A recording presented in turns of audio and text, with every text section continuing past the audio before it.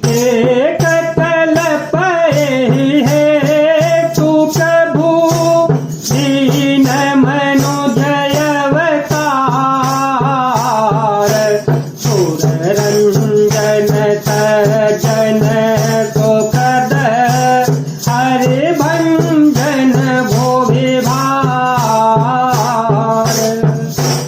देवताओं को प्रसन्न करने वाले, सज्जनों को सुख देने वाले और पृथ्वी का भार हरण करने वाले भगवान ने एक कल्प में इसी कारण मनुष्य का अवतार लिया था। यही विध जन्म करम हरि के रे, सुंदर सुख गवे घने रे, कल्प कल्प करते प्रभु अवतरहि, कल्प कल्प करते प्रभु अवतरहि, चारु चरित नाना विधि करहि, तव तव कथा मुनि गाई, परम पुनीत प्रबंध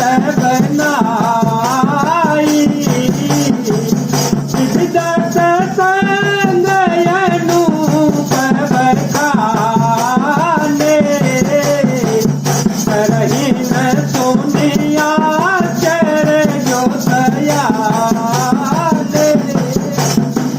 इस प्रकार भगवान के अनेकों सुंदर, सुखदायक और अलौकिक जन्म और कर्म हैं। प्रत्येक कल्प में जब जब भगवान अवतार लेते हैं और नाना प्रकार की सुंदर लीलाएं करते हैं, तब तब मुनीश्वरों ने परम पवित्र काव्य रचना करके उनकी कथाओं का गान किया है और भांति भांति के अनुपम प्रसंगों का वर्णन किया है, जिनको सुनकर समझदार विवेकी लोग आश्चर्य नहीं करते।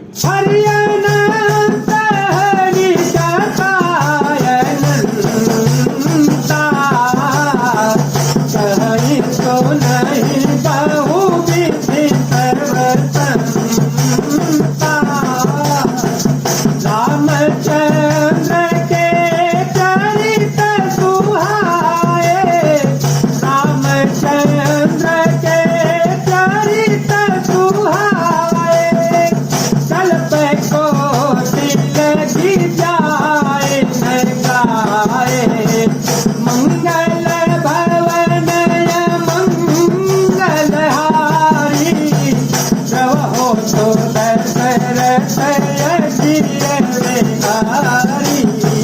यह प्रसंग में का भवानी, हरि माया मोह मुनि ज्ञानी, सबको तो भीषण सहित कारी, सेवक सुलभ सकल दुखहारी।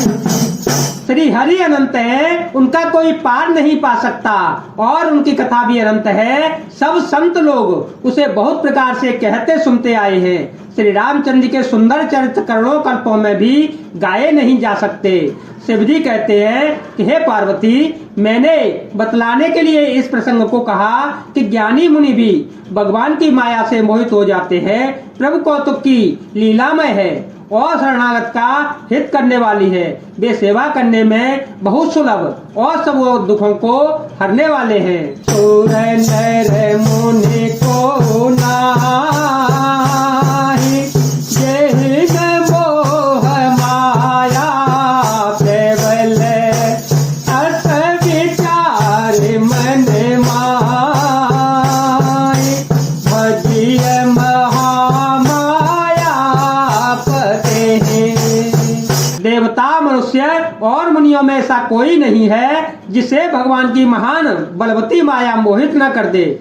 मन में ऐसा विचार कर उस महामाया के स्वामी प्रेरक श्री भगवान का भजन करना चाहिए। अब रहे तू सुनु चैल कुमारी, कहूँ बेटी तारे तारी, कारण जय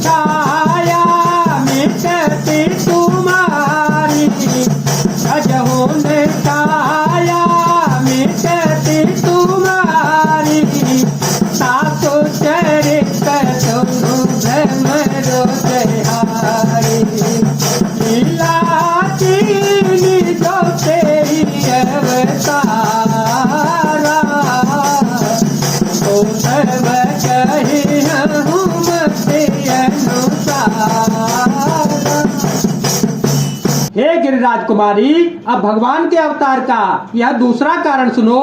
मैं उसकी विचित्र कथा विस्तार से कहता हूँ, जिस कारण से जन्म रहित निर्गुण और रूप रहित अव्यक्त सच्चिदानंद ब्रह्मा अयोध्यापुरी के राजा हुए। जिन प्रभु श्री रामचंद्र जी को तुमने भाई लक्ष्मण जी के साथ मुनियों का सा वेश धारण किए वन में फिरते देखा था, और हे भवानी, जिनके चरित्र देखकर सती के शरीर में तुम ऐसी बावली हो गई थी कि अब भी तुम्हारे उस बावलेपन की छाया नहीं मिटती। उन्हीं के रूप ब्रह्म रूपी रोग के हरण करने वाले चरित्र सुनो। उस अवतार में भगवान ने जो जो लीला की वह सब मैं अपनी बुद्धि के अनुसार तुम्हें कहूंगा। भरद्वाज सुनीत करवानी,